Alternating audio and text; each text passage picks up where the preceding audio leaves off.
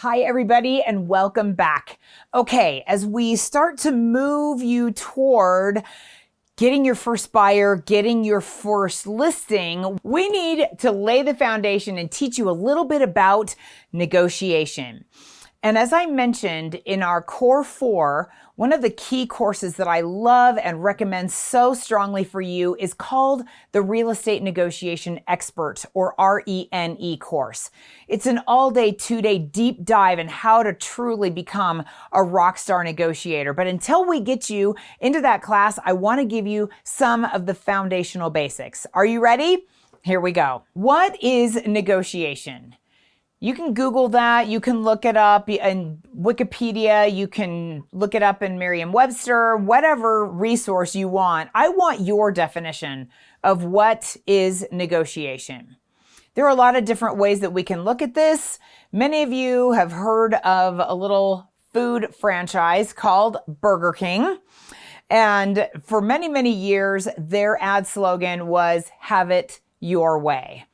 Well, if we look at negotiation from this standpoint, it is the art of letting the other side have it your way. So that's kind of a funny little laugh. So as we think about what is your job and our essentials, our 6 essential job responsibilities, one of them is certainly to be a rockstar negotiator. And what does your client actually want? 6 little words: help me get what I want. Okay, simple enough, right? Yes and no. Who is the best negotiator in the world? When you think about who is just so great at negotiation, my brain goes to 2-year-olds and teenagers. And why are 2-year-olds and teenagers so outstanding at negotiation? It is because they don't give up. They are so completely tenacious and they're very fixated on knowing what exactly they want. So, the first concept I'm going to introduce to you is that you cannot possibly be a phenomenal negotiator unless and until you drill down very specifically to what your client actually wants. What do they want? What do they need? What's important to them? And how are you going to drill down to those fundamentals? You are going to learn to ask great questions, and lots of them. You ready for another book recommendation? I knew you were waiting for one. It is called Good Leaders Ask Great Questions by John Maxwell. All the things by John Maxwell, but especially this book, Good Leaders Ask Great Questions, is such a wonderful foundational book for you to learn to approach not only negotiating, but your buyer presentation and your listing presentation. Instead of throwing up all over people with how awesome you are and all the amazing services that you're going to provide for them, let's do it differently. Let's start by asking more and better questions. We're going to develop this together as we move through this material in this module. I want you to start thinking about some of the questions that you can and should be asking of your buyers. Some of the questions that you can and should be asking of your sellers before you list their home. And we'll help you to cultivate a beautiful toolkit of questions that you can take into any situation and help you to become a better negotiator in the process. But there's a worksheet attached in your book and also attached to this module for places where you can start writing down questions that you would ask a buyer, questions that you would ask a seller, because ultimately, before you even get to the point where you can negotiate on their behalf, you need to be a good enough negotiator that you get them to hire you to begin with. Such an essential piece. I love the quote from Alice in Wonderland, the Cheshire Cat: "If you don't know where you are going, any road will get you there." So yeah, we've got to find our specific road and get to the bottom of exactly what our clients want by learning to ask better questions. So, what do they want? Let's start diving into that. So start writing down your questions. One resource, and we've talked about this, is the profile of home buyers and sellers. But definitely, if you haven't already, gain access to that and utilize it as a resource and a tool for you to figure out who is buying, what are they buying, why are they buying. As we look today, as of the recording of this video, what is it that buyers and sellers want? Well, specifically buyers, our largest buyer pool in the United States is millennials. Millennials. And why are they buying? Reports and studies show us that they are buying because they want to have a dog, very specifically. So, very important that we know that so that we can find properties that are large enough to accommodate the kind of dog they want, and potentially a yard, and or potentially a dog park close by. All the things that are going to support that. Not to scare you, one of the craziest due diligence stories I've ever heard was that a buyer who really liked a property and was under contract to purchase a specific property wound up canceling the sale of that because their dog didn't like the house. So there you go. We've got to make sure that we are asking all of the right questions, right? One of my favorite resources to teach you to be a better negotiator is how I teach myself to be a better negotiator. It's actually a person, an amazing man by the name of Chris Voss. Chris Voss, another great book recommendation, totally amazing book called Never Split the Difference by Chris Voss. In this book, you can see the tagline is negotiating as if your life depended on it.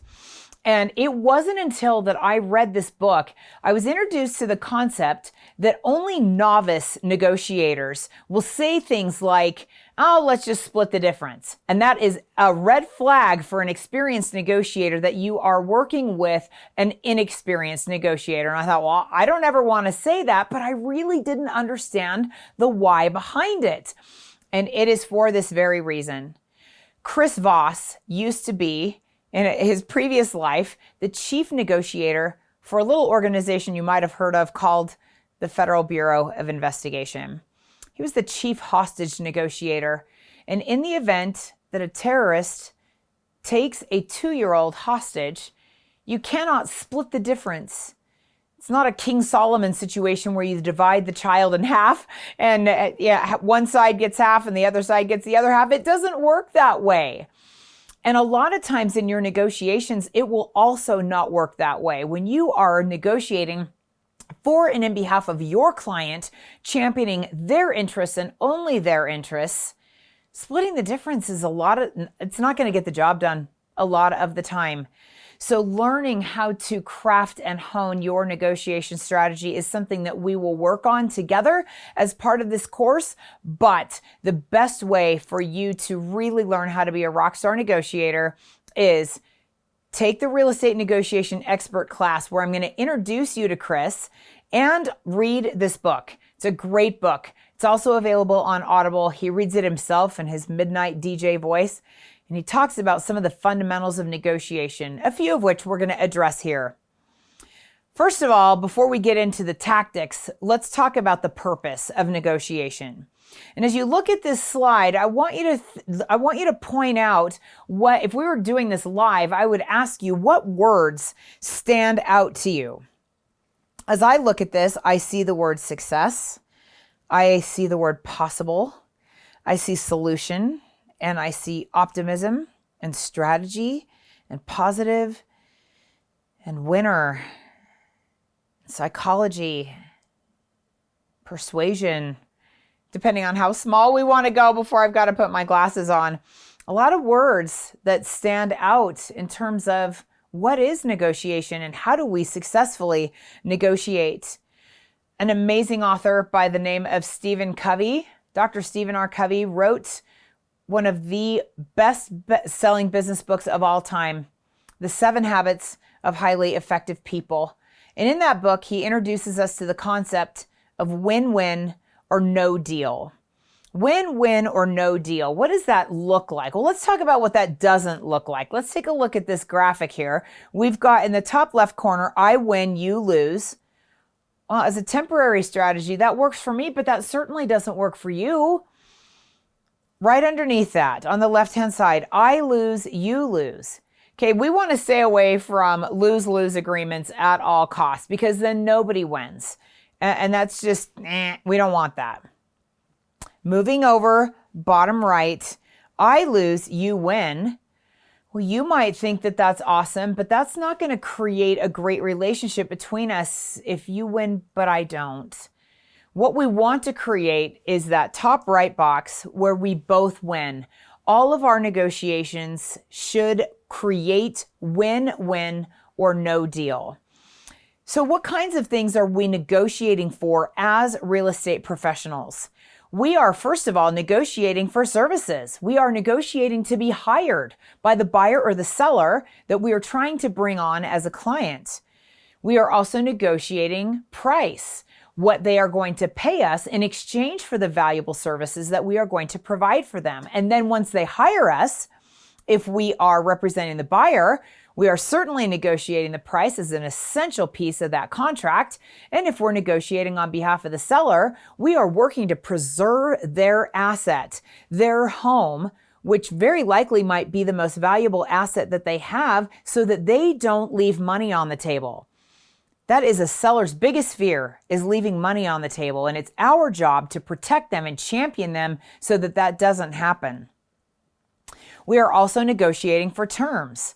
A lot of times in marketplaces where it is either a very, very hot buyer's market or a very, very hot seller's market, we find some very interesting dynamics of the negotiating kicker that allows one offer to be chosen in a multiple offer situation over another offer is not the price necessarily, but the terms.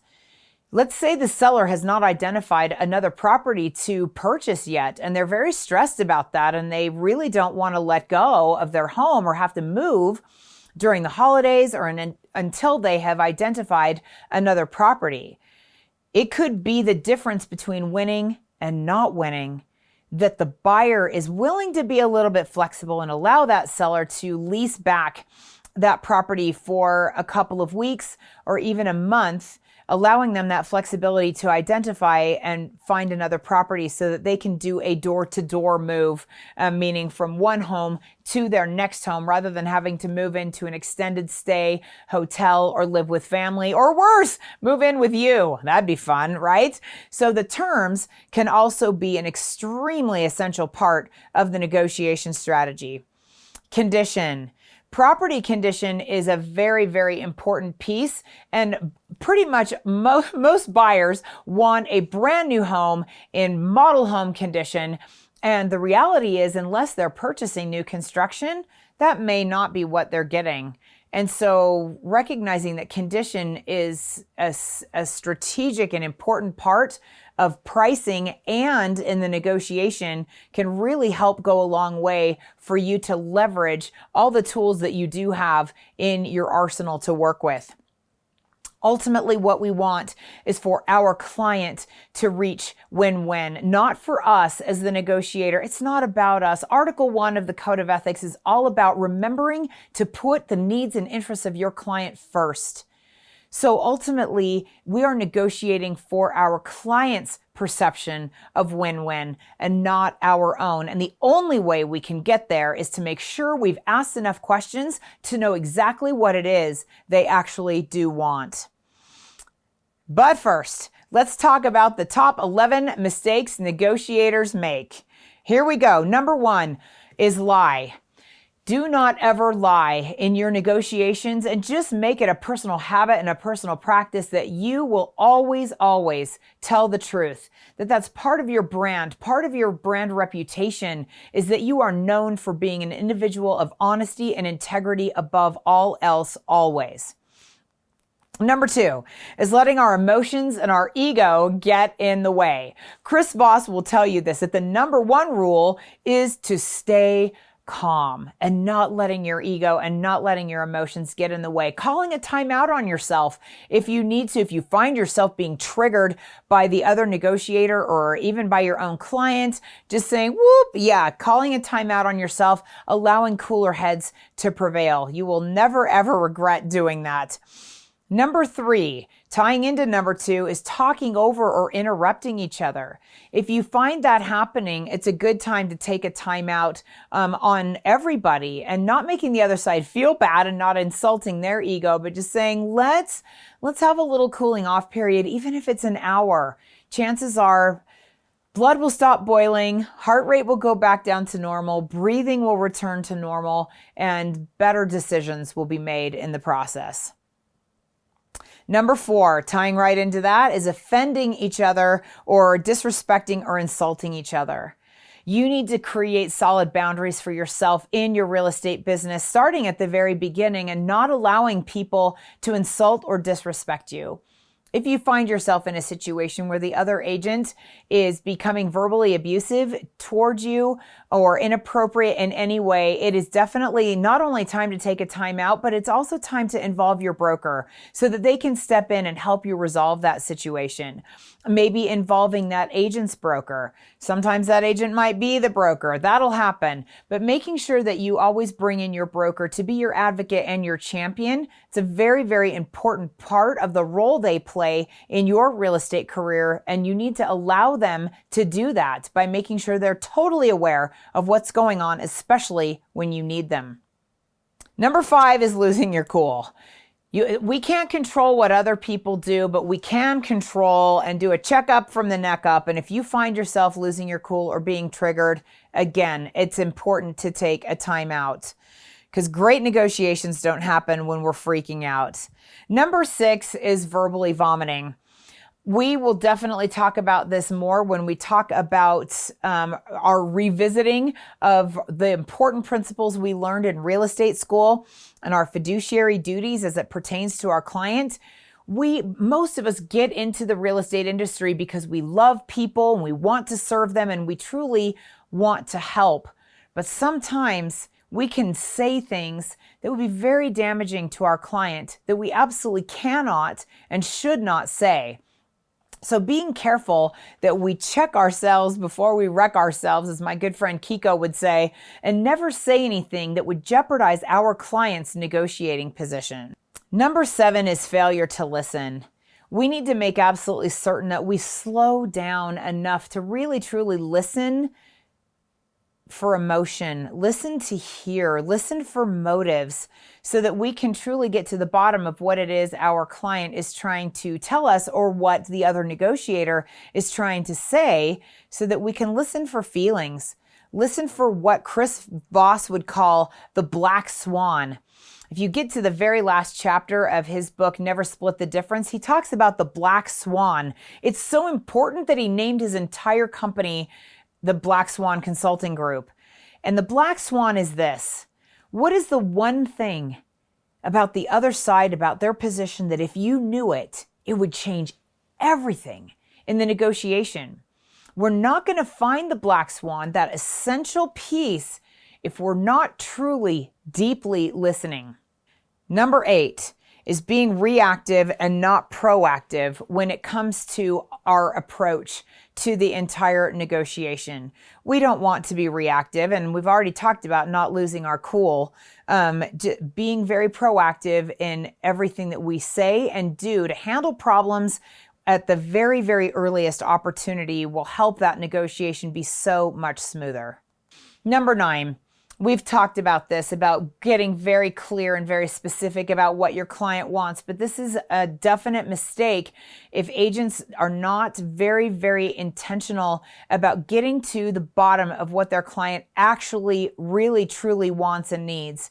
And they may not tell you that right away. You may need to ask a series of great questions in order to get to the bottom. We will help you cultivate that list for both buyers and sellers, but I want you to start working on that on your own. I bet you might come up with some new ones that'll be very, very valuable for you.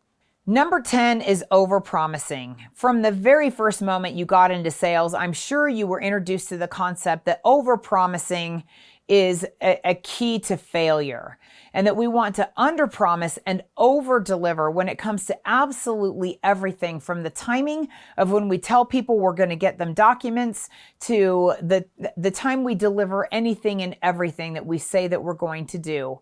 Underpromise, overdeliver, and that will never ever lead you astray. Number 11 is falling into the relationship trap and becoming emotionally connected to the transaction. A lot of new agents find this one to be very, very challenging, and I'm not telling you not to become emotionally attached to your client. I hope that they will become friends for life and clients for life. But when we are too attached emotionally to outcomes, them getting a specific house or selling for a specific amount or to a specific person, sometimes those things are out of our ability to control. And sometimes things are going to go sideways. And so don't be so emotionally attached to specific outcomes that it allows you to not be the best negotiator that you can be. Opening yourself up to new possibilities, thinking outside the box, is a really important skill that you'll learn as you become a better negotiator. Remember, friends, the first negotiation of every single day of your life begins with you. Going back to the miracle morning, are you going to hit snooze when your alarm goes off? Are you going to get up when you said that you were going to get up? Are you going to make good on your commitment to plan your day the night before, to stay true to the schedule and the time blocking that you've created for yourself? Or if something more interesting and better comes along, are you going to throw your plan out the window?